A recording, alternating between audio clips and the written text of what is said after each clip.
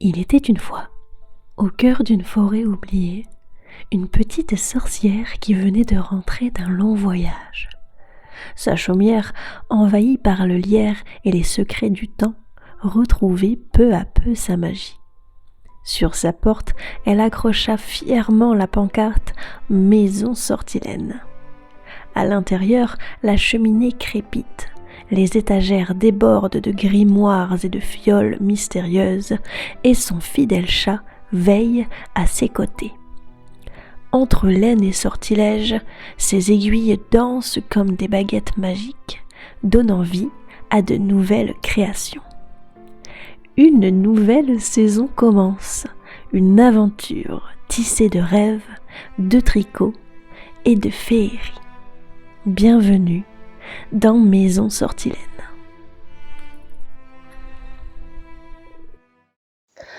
J'ai pas mon micro, je suis pas bien cadrée. On va juste tirer au sort le produit dont je suis censée tricoter dessus aujourd'hui. J'ai pas de bol, enfin si. J'ai des bols chez moi, bien entendu, mais ils sont beaucoup trop loin. Du coup, c'est dans une bassine.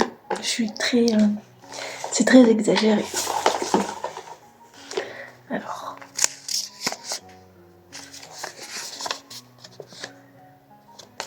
Aujourd'hui, je travaille sur le châle. Le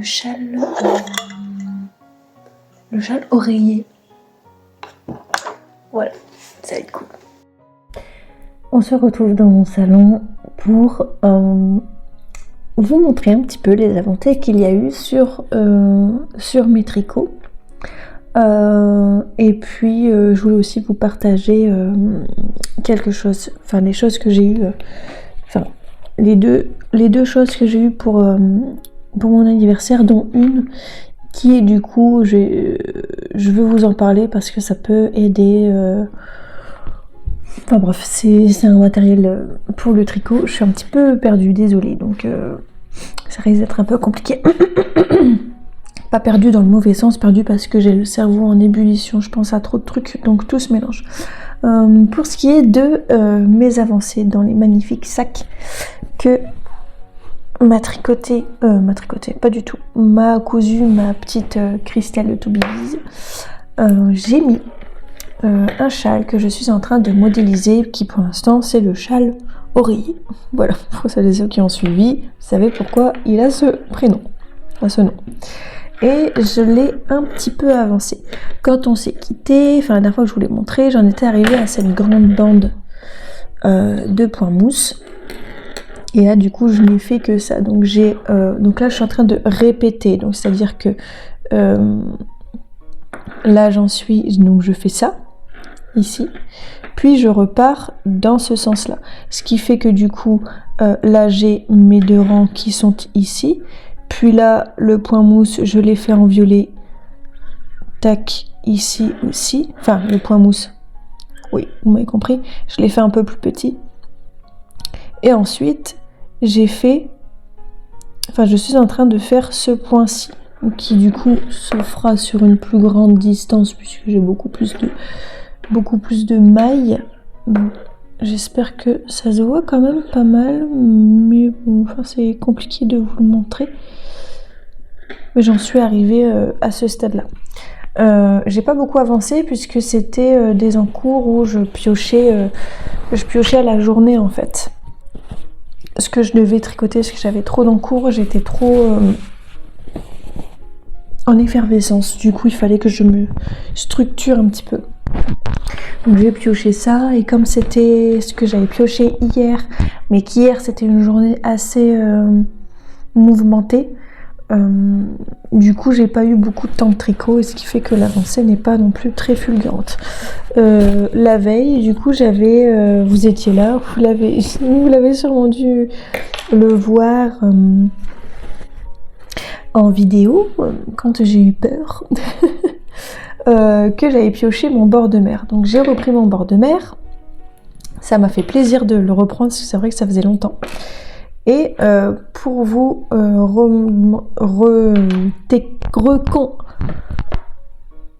recontextualiser, je crois que ça se dit comme ça, au niveau de la structure du châle. Donc c'est le châle bord de mer, c'est un châle de longue haleine que je fais qui est encore dans un cale qui pour l'instant est un petit peu mort.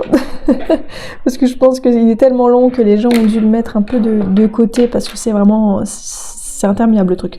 Donc on commence ici et on fait tout un panel de points mousse avec des augmentations des deux côtés. Puis on vient intégrer la deuxième couleur.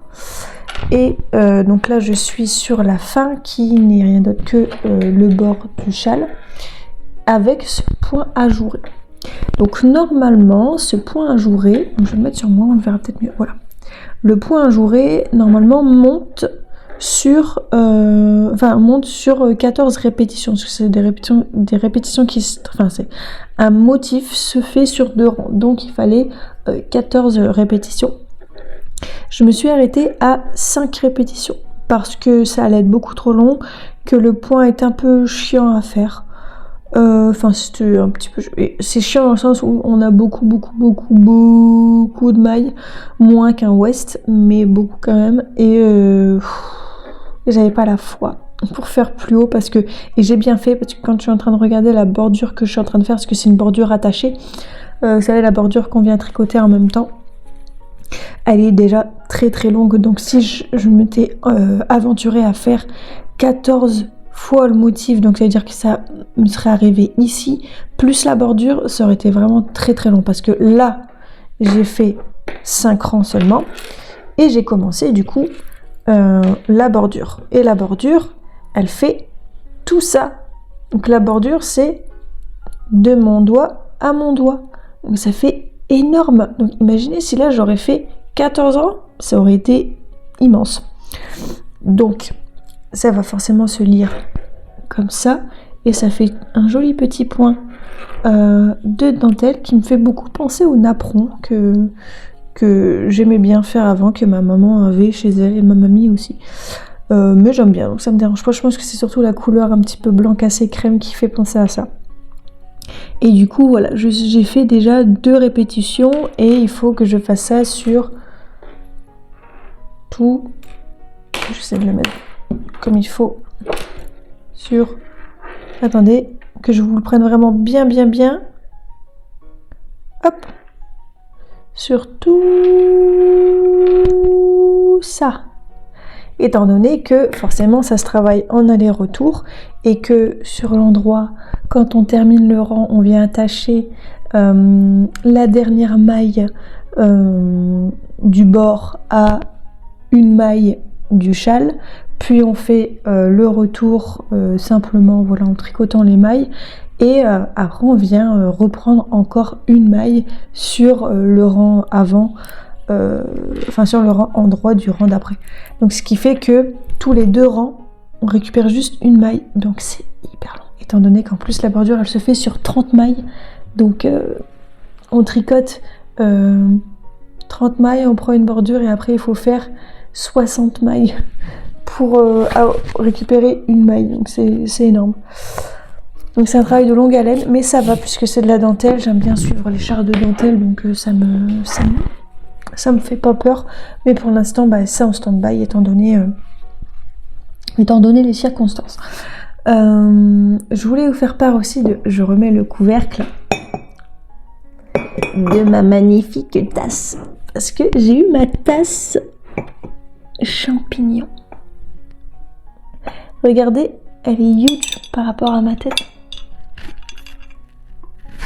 Elle fait ma tête. Et en gros, du coup, c'est une tasse avec le petit couvercle. Et ouais, je peux même laisser ma cuillère dedans. Et c'est énorme, enfin, vous voyez, par rapport à ma main, quoi. Et ça, c'est que le couvercle. C'est immense. Et j'aime bien parce que je fais partie de la team de ceux qui n'arrivent pas à boire de thé ou de café dans des petites tasses. Je comprends pas les gens qui boivent dans des petites tasses. J'ai l'impression qu'ils sont en train de jouer à la dinette à chaque instant.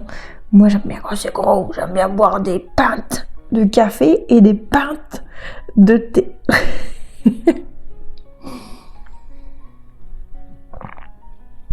Et oui, j'ai essayé d'enlever l'étiquette et j'ai pas réussi. Oups là, j'ai pas réussi à l'enlever, donc ça restera comme ça.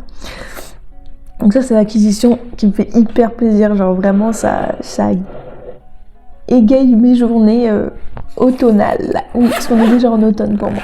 Ok? Donc voilà, il n'y a pas de débat. Et la deuxième chose dont je voulais vous faire part, c'est ce kit. Du coup, j'ai redemandé un kit d'aiguilles interchangeables. Et lui, il est vraiment complet. Et je ne le savais pas hein, quand je l'ai acheté. Mais l'avantage, c'est que pour celles et ceux qui me suivent dès le début, vous savez que le premier kit d'aiguilles interchangeables que j'ai eu, je l'ai eu à Noël. Et c'est un kit que j'avais acheté sur Amazon. Enfin, que ma maman m'avait offert. Elle l'avait acheté sur Amazon.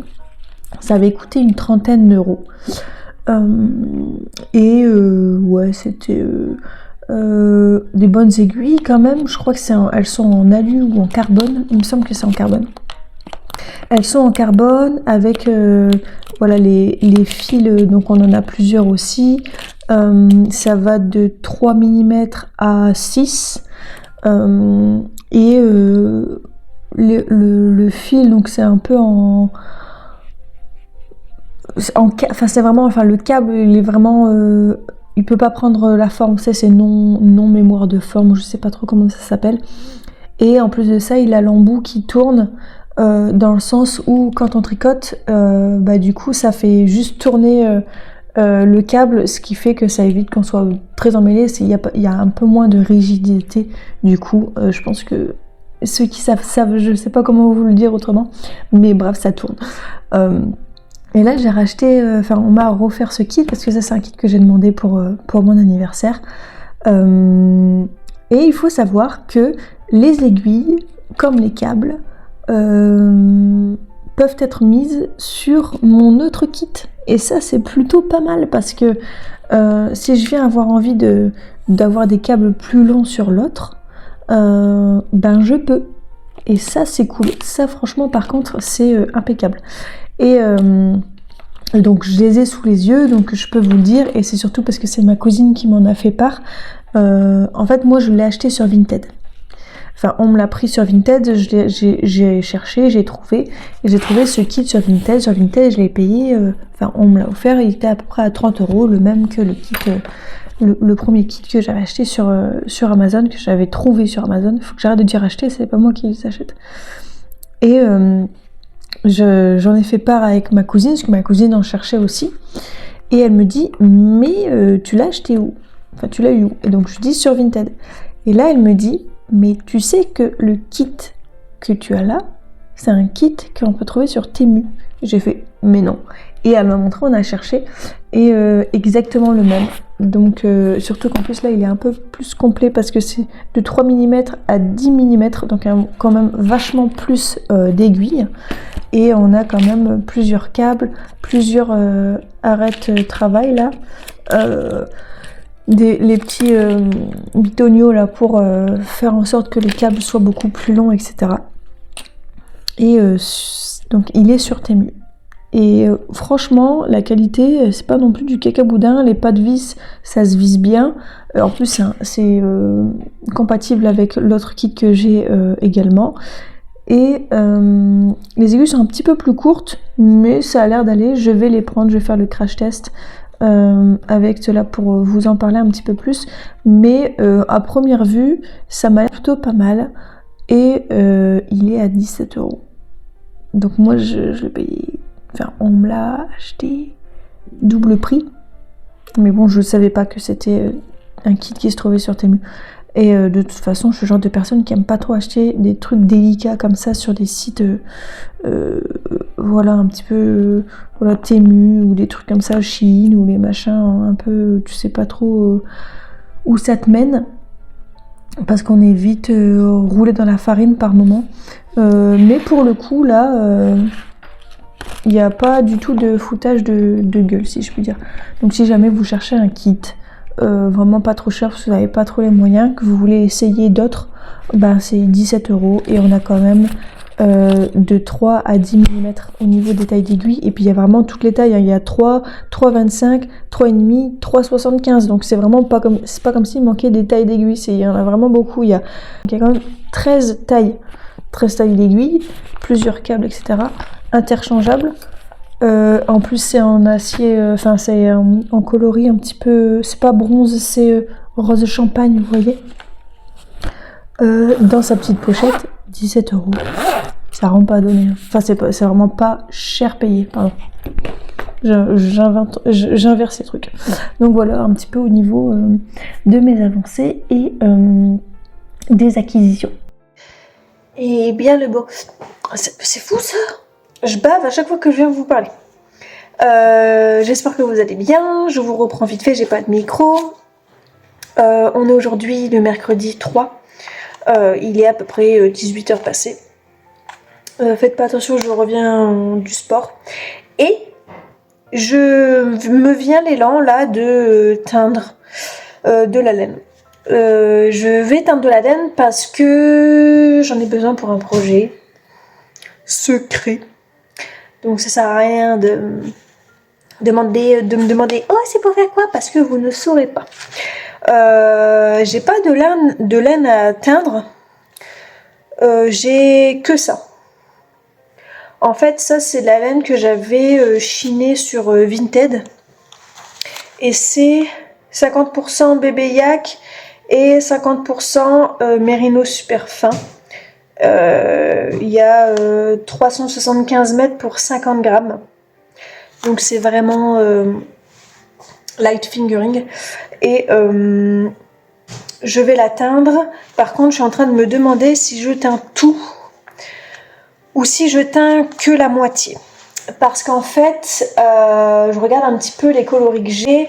Et donc je vais en utiliser un naturel comme ça en non teint. Je vais utiliser du coup celui-là qui sera teint.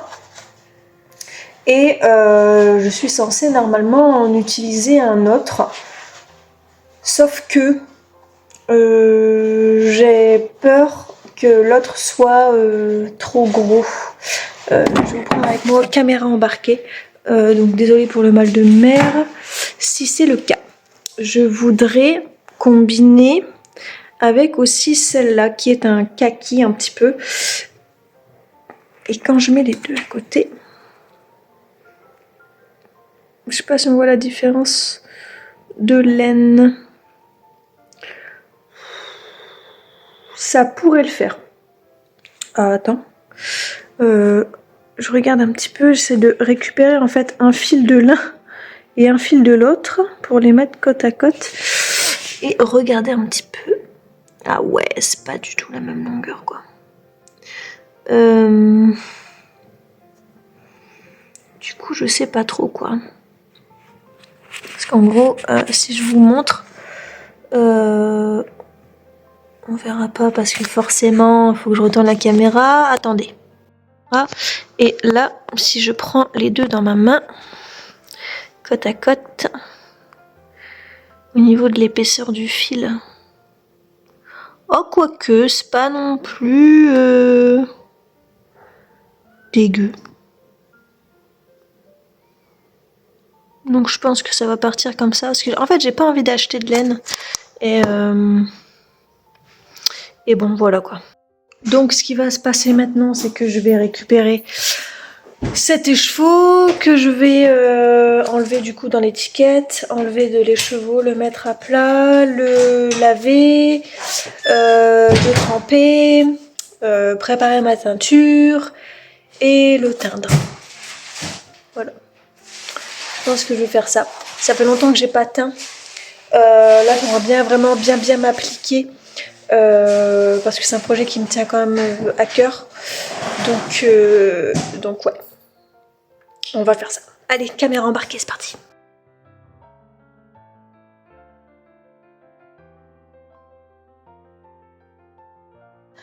Alors là du coup, où j'en suis niveau teinture, j'ai lavé ma laine. Là, elle est en train de tremper avec un mélange d'eau et d'acide citrique. J'ai fait le mélange pour ma teinture. Et là du coup j'attends de finir de faire à manger, de manger, etc. Comme ça après je pourrais bien aérer et faire la teinture. Donc il y a plusieurs façons de teindre. Et moi, je suis partie sur la méthode par immersion où vraiment on met la teinture dans l'eau qui est en train de chauffer et après on trempe directement tous les chevaux dedans. Il y a beaucoup d'autres méthodes, comme par exemple avec la teinture mère, des méthodes où on peut le faire en parsemant les pigments, où on peut faire des cakes en fade, il y a plein de choses comme ça. Et pour ça, rien de tel que ce livre. En fait, je pense que je vous en avais déjà parlé. C'est Teinture, technique et inspiration, que je l'ai acheté, donc c'est Lily Neige. Je l'ai acheté sur son site internet. Il coûte 21,90 € et je trouve que c'est un très bel investissement parce que ça fait quand même plusieurs années que je l'ai. Et j'ai vraiment pris le temps de le lire parce que y a vraiment des premières parties où elle vient expliquer donc du coup le matériel qu'il va falloir pour le faire, où est-ce qu'on peut se procurer de la teinture si on veut le faire avec de la teinture acide comme moi j'ai. Enfin avec des colorants, de la teinture acide. Après il y a beaucoup d'autres façons de le faire. Il y a des teintures déjà liquides, on peut le faire avec des colorants alimentaires, on peut le faire par le biais de décoctions que l'on fait avec des végétaux. C'est très intéressant aussi parce que ça me fait rebondir sur d'autres livres que j'ai. Mais voilà, donc j'ai d'autres livres comme ça, donc c'est Teinture sauvage, là j'ai les plantes tintoriales. Et du coup aussi là pour teindre différents types de tissus parce que le coton ne se fera pas forcément pareil que la laine, que autre chose. Enfin, toutes les matières ne prennent pas la coloration pareille et les méthodes pour les colorer ne sont pas pareilles également. Et surtout ce genre de livres, je les trouve intéressants. J'ai pas encore tout feuilleté, mais voilà, la plupart du temps, la plupart des personnes ont des choses chez eux qui pourraient servir à teindre la laine, comme par exemple les épluchures d'oignons jaunes qui peut donner un effet un petit peu camel ocre vraiment très joli. Il y a les coquilles de noix, il y a la peau des avocats qui ne vont pas donner une teinte comme on le pense verte, mais qui va plutôt donner une teinte aubergine, qui est une très belle couleur. Et il y a beaucoup d'autres plantes dans la nature qui pourraient nous faire avoir des teintures naturelles. Il y a des baies, on peut le faire forcément avec des mûres, les baies de sureau ou ce genre de choses pour avoir des tons un peu plus violines. Bref, il y a plein de choses à découvrir là-dedans et je trouve que c'est plutôt pas mal. Il y a possibilité de faire des teintures avec le soleil où on met dans des bocaux, on met au soleil avec les choses à l'intérieur et ça vient fermenter, ça vient chauffer, les pigments un peu se mettent dans...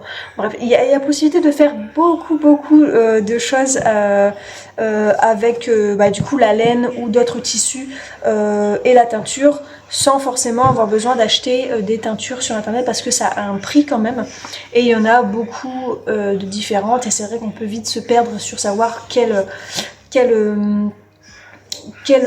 marque prendre. Moi je sais que c'était des Octopus et je l'ai pareil sur le site de Lily Neige, c'était des petits kits et pareil ça fait un moment que je les ai et les paquets sont encore quasi neufs parce qu'on met vraiment pas beaucoup, puis comme je teins pas de manière professionnelle, voilà je le garde longtemps.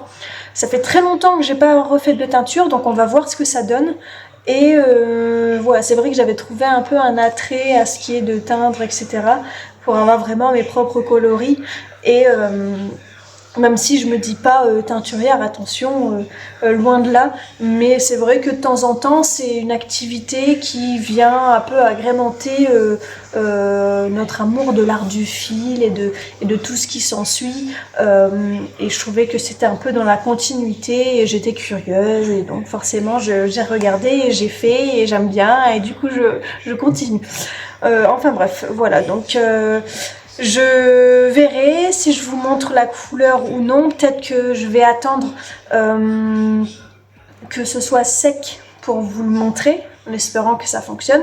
Nous croisons les doigts, nous touchons du singe et du bois. Changement de jour, changement de visage. On est le 6 et il est 9h15. Je suis actuellement sur le montage de la vidéo qui sortira normalement lundi. J'ai pris un petit peu de retard donc j'essaie de me dépêcher. Et à la base j'avais filmé un épisode Une journée avec moi qui n'a pas été très glorieuse puisque je n'ai pas fait grand chose. Donc voilà. Dans l'épisode là j'étais en train de parler de la teinture que j'allais vous montrer un petit peu sur les cheveux secs. Et au final je me suis rendu compte que j'ai zéro rush où j'en parle. Et comme l'épisode d'une journée avec moi est pas trop tip top, du coup je vais y mettre à la suite. Parce qu'il y a des avancées sur ma chaussette. Et voilà, je vous mettrai en même temps que ça. Je sais pas parler, c'est le matin. Non, je vais pas recommencer, tant pis, ça restera comme ça. Vous avez l'habitude à force. Du coup, je vais mettre aussi après un petit rush où je vous montre parce que il est sec maintenant. Les chevaux, je l'ai mis en cake parce que je vais bientôt l'utiliser et j'aimerais bien vous le montrer avant de l'utiliser. Voilà. Et ben, je vous fais des gros bisous et à la prochaine. Il y a beaucoup de choses que je n'ai pas encore faites que j'aimerais mettre en place, comme par exemple un Mystery Knit Longue Cal pour Noël. Voilà. Ça c'est dit. Je balance des trucs lourds comme ça. Donc ça c'est quelque chose que j'aimerais mettre en place. Ne vous inquiétez pas, j'ai déjà l'article parfait pour faire ce Mystery Knit Longue Cal. Mais il faut le faire. Et ouais. Et donc ça, il faut que je me penche dessus. J'ai déjà le dessin technique, les couleurs, la façon de faire, mais je l'ai pas encore fait. Je pense du coup que je vais laisser de côté. J'avais commencé à mettre en place un genre de piochage d'encours à faire dans la journée, mais là du coup c'est pas du tout possible. Il faut que je me recentre et que je travaille avec méthode. Donc je vais arrêter ça. Il y a certains projets qui vont être mis en stand-by, donc c'est-à-dire que le châle que je suis en train de créer avec les laines d'Isandre, il va être mis en stand-by pour l'instant. Mon cache-cœur clair-obscur, il va être mis en stand-by également. J'ai le pull aka Little Marcel qui pour l'instant je sais pas encore trop ce que je fais parce que ça m'embête de le faire avec d'autres laines que celle d'Isandre. Donc j'ai envoyé un petit message à Isandre savoir si elle avait encore du coloris dont j'ai besoin et s'il y avait possibilité d'en avoir. Voilà, tout simplement. Donc là j'attends sa réponse. Là il faut que je me focalise sur cette paire de chaussettes. Et si j'ai le temps, si j'ai bien terminé, commencer à monter le Mystery Knit Longue Cal qui pourrait voir le jour si j'avance. Mais il faut que je le commence maintenant, puisque si je veux qu'il sorte un peu comme un calendrier de l'Avent de décembre, donc ça veut dire que il faut qu'il soit prêt, testé avant début décembre. Et ça, du coup, ça laisse pas beaucoup de temps. Parce qu'on est au mois de septembre, il y a octobre et novembre. Donc il faut que j'arrive, moi, à le terminer, si possible, fin septembre, que je le fasse tester tout le mois d'octobre, et que je mette en place la publicité et tout, le mois de novembre, pour commencer en décembre. Et oui, c'est ce genre de choses que j'essaye de réfléchir, puisque les tests que j'ai fait auparavant, c'est des tests avec des deadlines qui étaient quand même assez courtes, parce que faute de temps. Et là j'ai envie de faire les choses bien. Je veux que mes testeuses ne ressentent pas de pression et qu'ils puissent avoir le temps de faire les choses. Bon, du coup il est 8h50 presque, dans 2 minutes il est 8h50. Je viens de tourner la dernière partie, la fermeture du vlog qui risque de sortir d'ici quelques jours. Et j'ai fait part de ma merveilleuse tasse champignon et de mes avancées et de mes acquisitions, enfin bref. Vous le verrez dans cette vidéo. Là du coup je ressors la chaussette. Je vais travailler dessus. Oups là. Ah non c'est bon, c'est mon aiguille qui me sert à tricoter. Je vous la remontre. Comme ça au moins c'est un gage de référence. On verra en vidéo où j'en suis et au niveau de l'avancée combien de temps ça me prend, etc. Donc là j'étais sur le début du motif, cœur un petit peu holographique, un petit peu glitché. Comme je disais, c'est un test parce que c'est des grilles de jacquard que je n'ai jamais testé.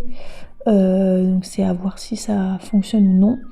Et comme je disais, si ça fonctionne, ça va m'ouvrir des portes à plein de projets en jacquard, puisque j'ai énormément de grilles de jacquard qui attendent, pour la simple bonne raison que je ne les ai jamais faites et que je ne sais pas ce que ça donnerait, si ça ferait bien ou pas. Donc là, c'est un peu le crash test, on va dire.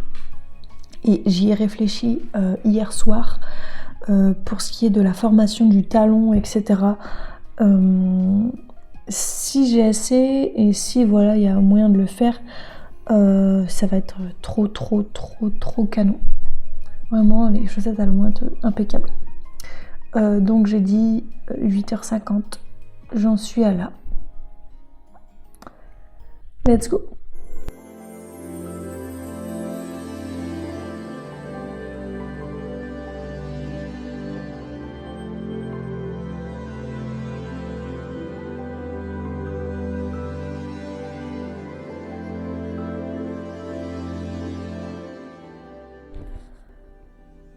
« 14h50. Du coup j'ai avancé sur la chaussette. J'ai pas fait que ça, forcément. J'ai mangé. Je suis allée au sport. Et là du coup je reprends. J'ai passé le jacquard avec les cœurs un petit peu glitchés. Voilà ce que ça donne.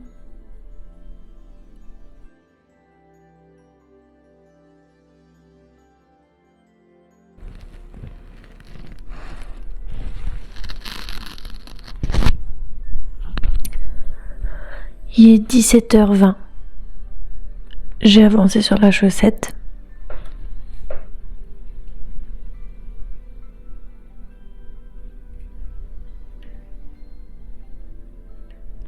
Ça va pas.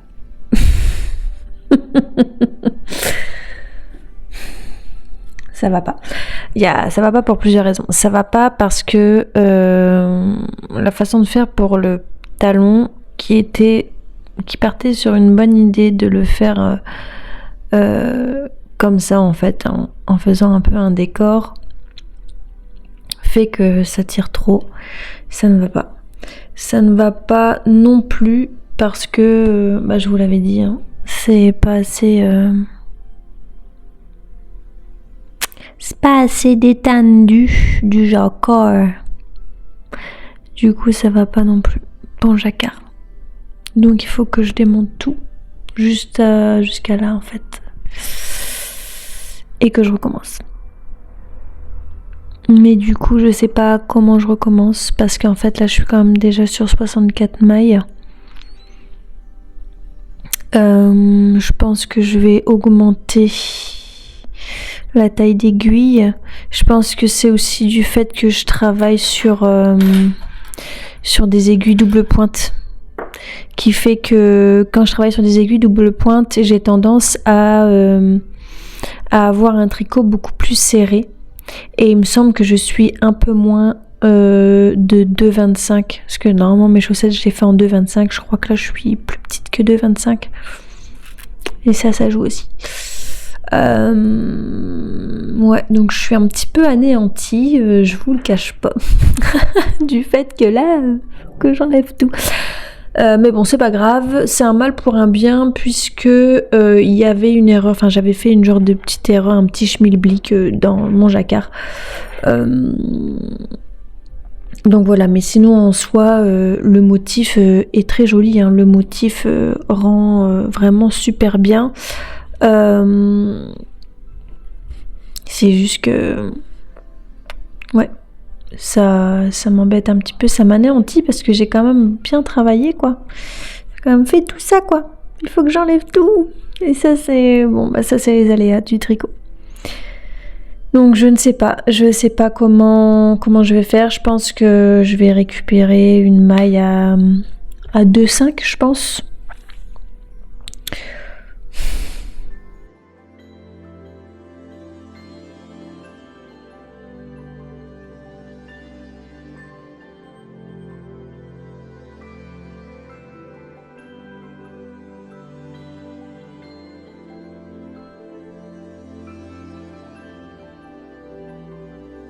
Je vous fais une voix off en vous montrant ce magnifique écheveau du coup que j'ai teint moi-même dans cette magnifique couleur. Et oui, il y a des endroits où c'est un peu blanc parce que le lien était un peu trop serré.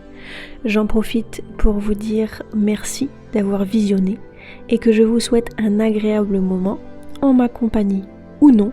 Et nous, on se dit à bientôt. Bisous!